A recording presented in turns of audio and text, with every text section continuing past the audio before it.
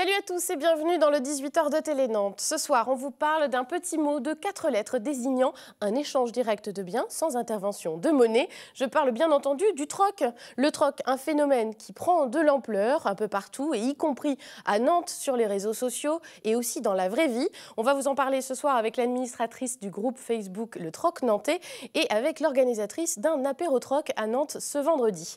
Et puis on va vous donner des nouvelles aussi de Charles et Jordan. Ce sont nos cyclistes préférés qui, eux, chaque jour, troquent l'énergie de leurs mollets contre des kilomètres. Et avec ça, ils sont rendus en Bolivie. Ils nous ont envoyé des vidéos qu'on vous montrera tout à l'heure. Et puis en fin d'émission, ce sera le temps de la chronique conso avec Émilie de l'association CLCV, Consommation, Logement et Cadre de Vie, qui ce soir nous dit quelles précautions il faut prendre avant d'entreprendre des travaux chez soi. Troc et travaux, ce n'est pas un nouveau magazine, c'est les mots-clés du 18h de Télé Nantes du lundi 12 octobre. C'est parti.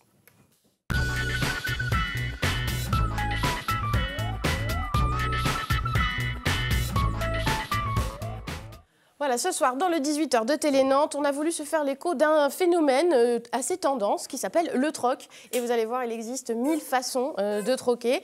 Il y a des groupes sur Facebook qui s'appellent Parallèle, qui s'appellent Perpendiculaire, qui s'appellent Troc ou le Troc Nantais, et peut-être bien d'autres encore, puisqu'en préparant cette émission, j'en ai découvert plein. Et aussi, dans la vraie vie, il existe des façons de troquer. Alors, on ne va pas être exhaustif ce soir sur justement toutes les façons de troquer, mais avec nos deux invités, on va vous donner un petit aperçu de ce qui existe. Bonsoir, mesdames. Bonsoir. Cathy Charlot, vous faites partie de l'association Marie et Alphonse et vous organisez ce vendredi un apéro-troc dans vos locaux. On va détailler tout ça.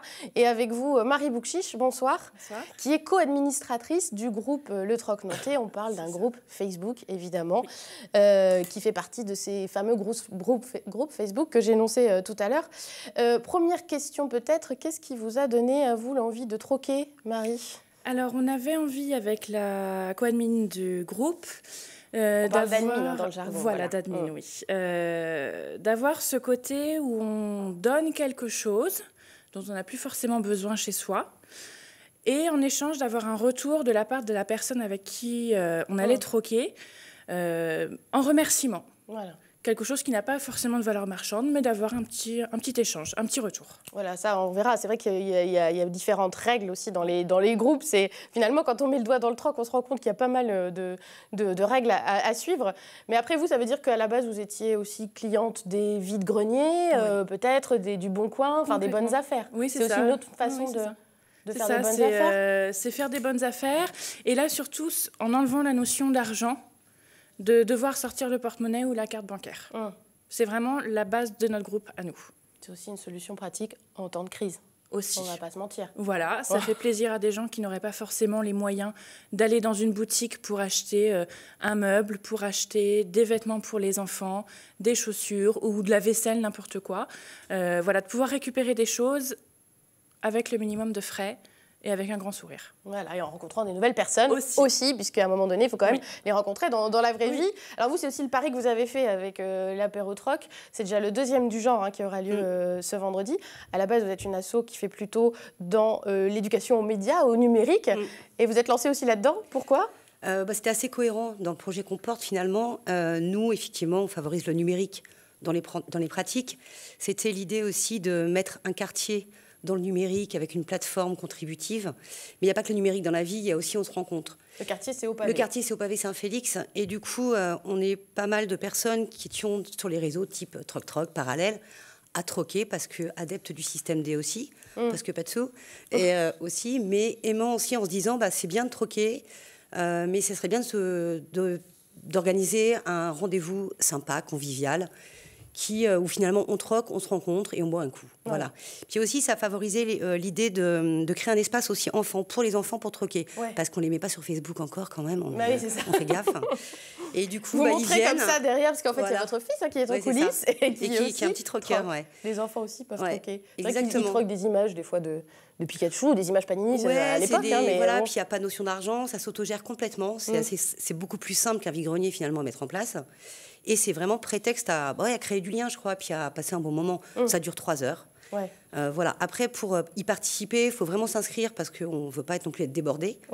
faut s'inscrire sur la page Facebook, l'événement qui a été créé, qui Voilà, s'appelle Apérotroc 2, 2. justement. Voilà, Il faut quand même passer par Facebook à un moment donné, c'est voilà. préférable. Ça se passe donc vendredi de 18h à 21h au 33 rue du Général Bedeau, dans le quartier au pavé. C'est justement le local de votre association. Est-ce que vous avez été un peu surprise aussi du succès du troc? Parce que la première fois pour l'Apérotroc qui avait eu lieu l'an passé, il y a eu plus d'une centaine de personnes. Vous avez déjà plus de 300 membres aussi sur le groupe Facebook. Alors j'ai recensé un peu sur les autres groupes. Parallèle, on est à 2900 membres. Perpendiculaire, plus de 400. Troc, qui est un autre groupe, c'est plus de 900 membres. Ça vous étonne, ce succès-là? Moi, non.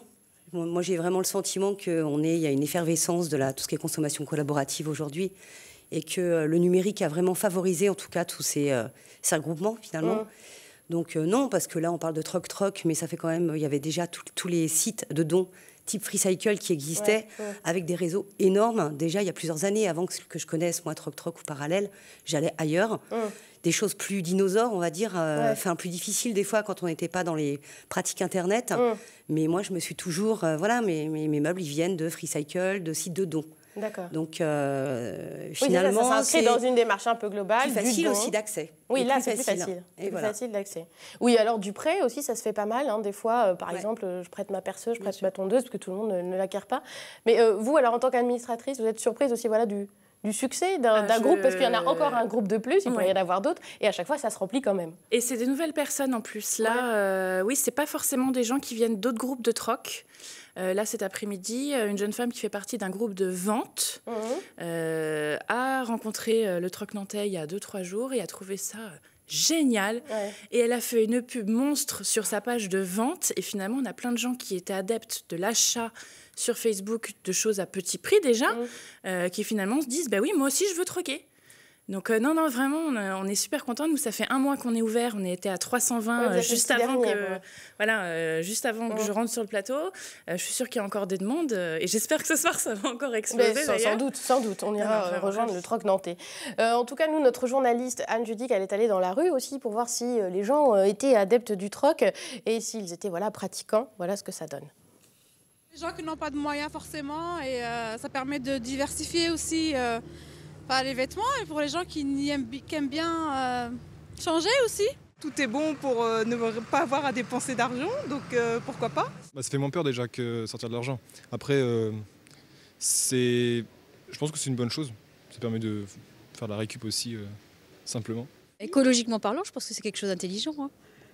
Oui, c'est peut-être l'avenir d'ailleurs.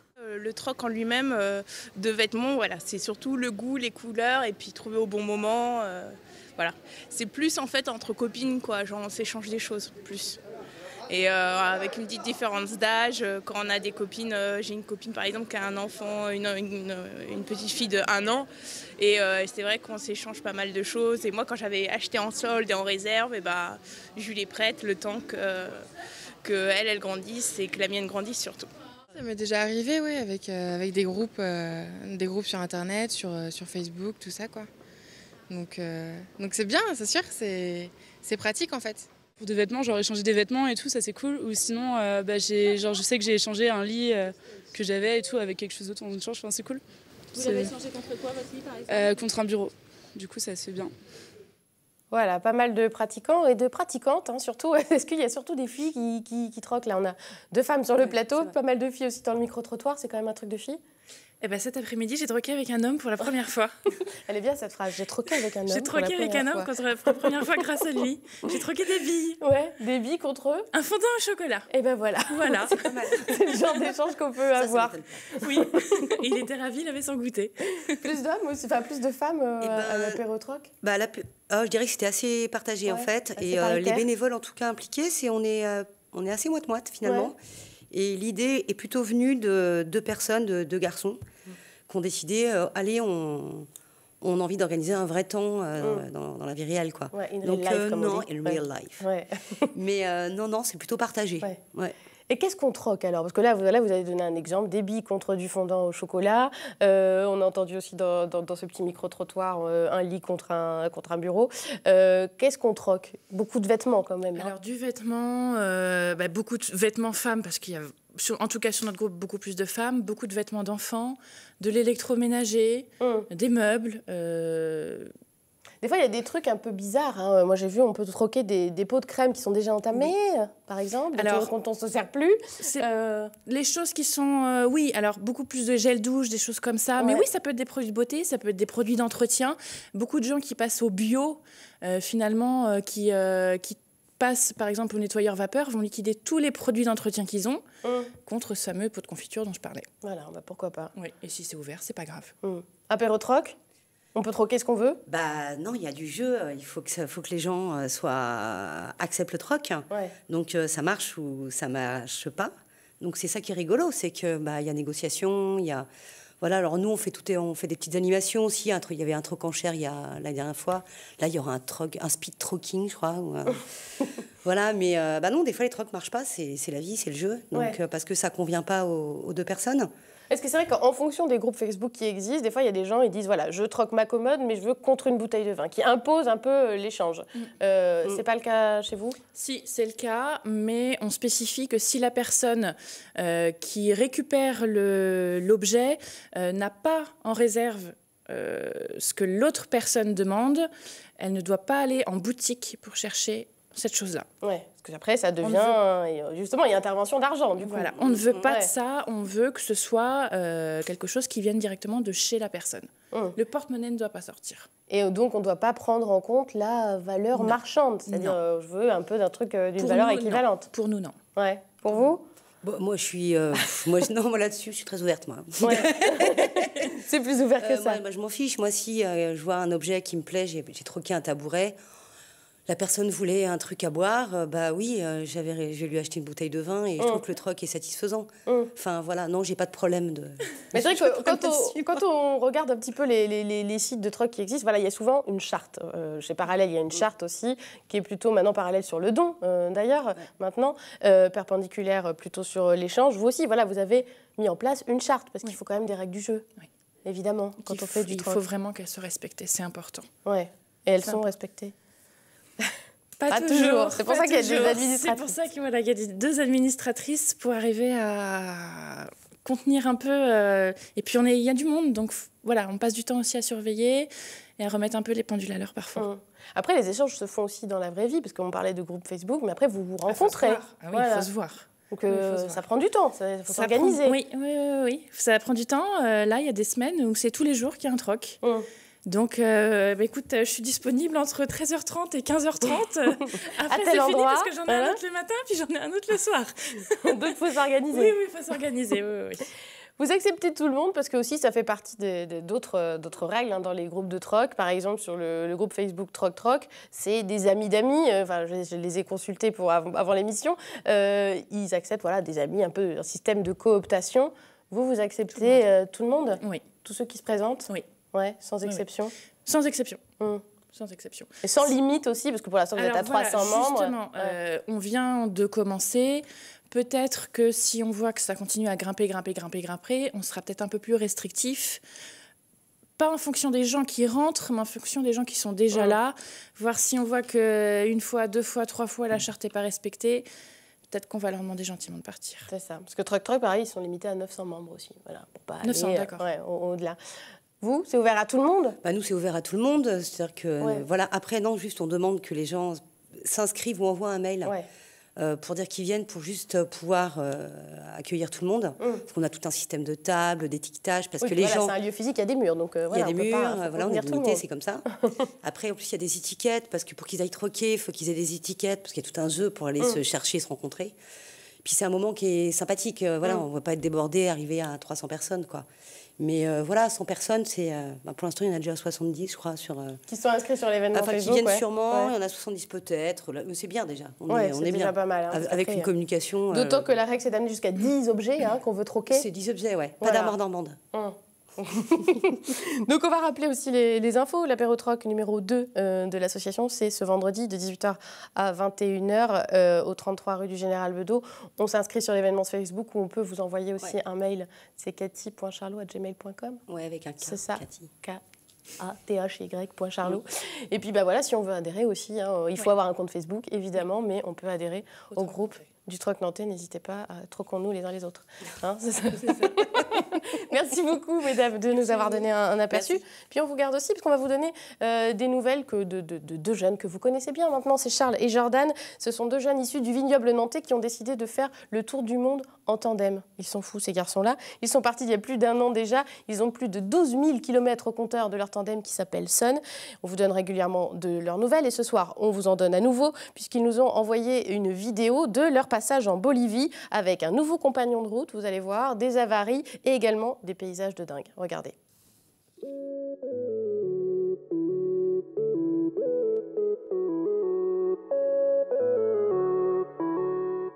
Salut, je m'appelle Valentin et je fais un voyage autour du monde avec mon petit vélo.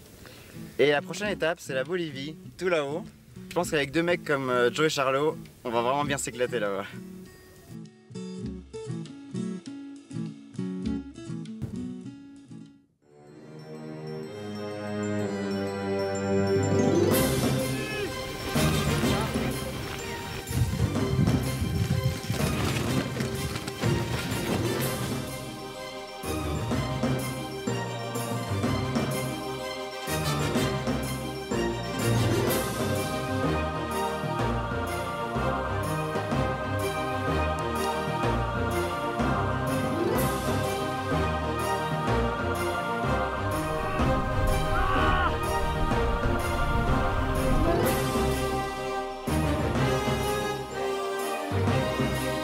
On fait 26 km aujourd'hui, on a poussé les 3 quarts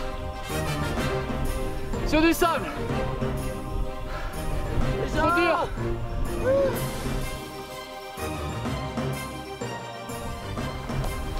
Nous voilà à 5000 mètres d'altitude et on peut vous dire que ça n'a pas été sans effort et on n'est qu'à moitié heureux. Parce que ce matin, dans une bonne montée, on a cassé notre moyen arrière, du coup on peut plus pédaler. On pédale dans le vide et c'est super. Voilà. Ouais. Et moi, crevaison lente à l'avant depuis 2 jours et puis aujourd'hui crevaison lente à l'arrière aussi. Donc je pompe tous les 5 km. Voilà. Mais pourquoi tu dois regonfler ton pneu? Tu vois?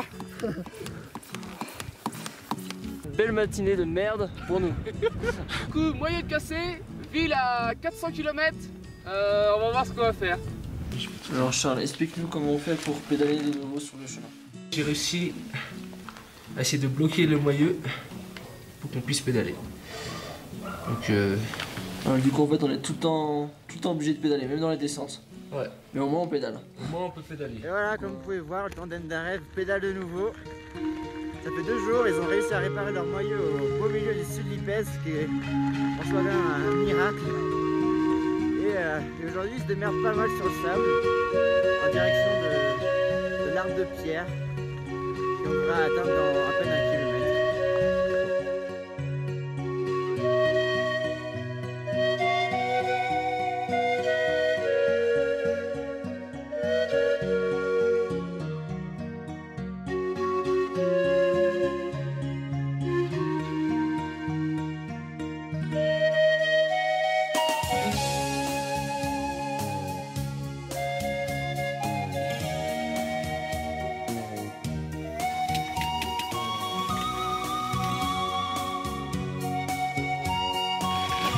Alors Valentin, c'est dur? Non, c'est que du bonheur.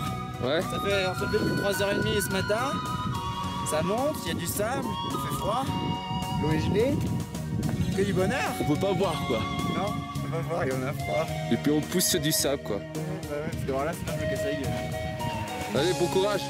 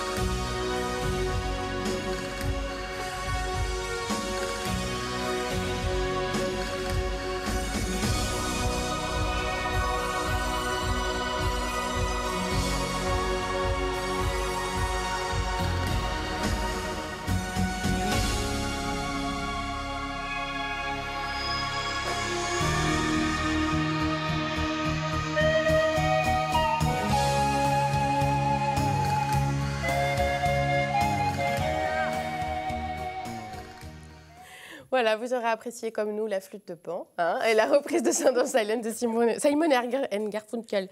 En tout cas, depuis cette vidéo, ils sont arrivés au Pérou. Ils ont même pu voir le lac Titicaca, toujours avec leurs partenaires. Voilà, ils nous ont envoyé des petites photos, c'est plutôt chouette. Et on attend avec impatience la prochaine vidéo, évidemment. Et si vous voulez prendre de leurs nouvelles, il y a un site, c'est letandemdunrêve.com. Également une page Facebook, puisque tout se passe sur Facebook dorénavant. Les nouvelles y sont plus fraîches, enfin plus régulièrement alimentées. Et puis tout de suite, on reçoit Émilie, notre chroniqueuse de la CLCV, qui va nous parler des précautions à prendre si l'on veut faire des travaux chez soi.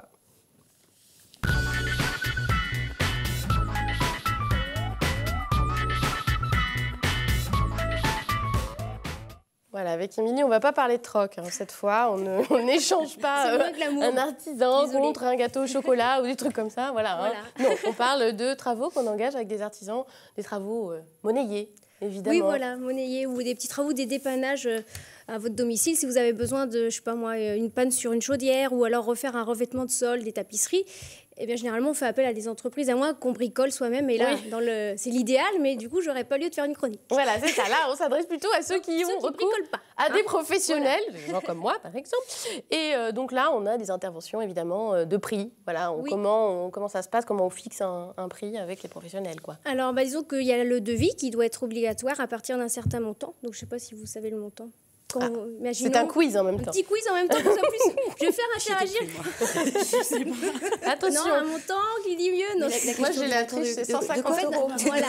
Normalement, c'est 150 €. En fait, c'est 150 €. C'est-à-dire que le montant minimum pour qu'un devis soit obligatoire, c'est 150. En dessous de ça, il a le droit de ne pas vous faire de devis. C'est vrai que généralement, pour des travaux, par exemple, là, de revêtement de sol ou de tapisserie, ou de peinture, ça va être au-dessus de 150 €. Donc là, ça monte vite. Donc un devis obligatoire. Et donc après, une fois qu'on verse un acompte sur ce devis, ça rend on va dire le contrat ferme et définitif. Donc on est engagé envers le professionnel. Et à ne pas confondre avec les arts. Les arts, voilà, je vois que...